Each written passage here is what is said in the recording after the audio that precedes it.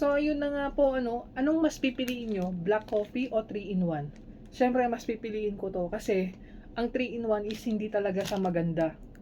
Alam niyo kung bakit hindi maganda? Kasi 18 days ako uminom nito.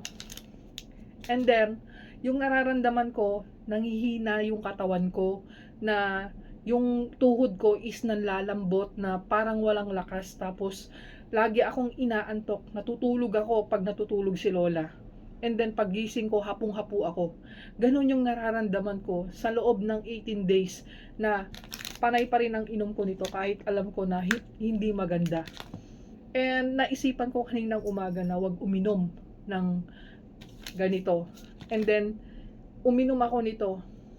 And thank God kasi hindi ko na nararamdaman yung para akong na high blood, na hindi naman ako high blood, na nanlalambot ako pero hindi naman pala. Akala ko may sakit na ako, ganyan-ganyan. Yun pala dahil lang sa 3-in-1 coffee. Kung sino man yung umiinom ng 3-in-1 coffee, itigil nyo na. Mag black coffee na lang kayo or mag warm water na lang kayo kasi nakakapanghina. Ewan ko lang kasi siguro by hiyangan yan. 3 years na kasi akong hindi nagkakape. Tapos nung lumipat ako dito sa may Sanchong, binalik ko ulit yung pag-iinom ko ng kape hanggang ngayon. Kasi 1 year, 2 months, 3 months pa lang naman ako na wala sa aking employer sa Nanggang, na nahiwalay sa kanila. So 1 year, 3 months na din ako nagiinom ng 3-in-1 kasi bumibili naman talaga ako sa PX Mart before, di ba?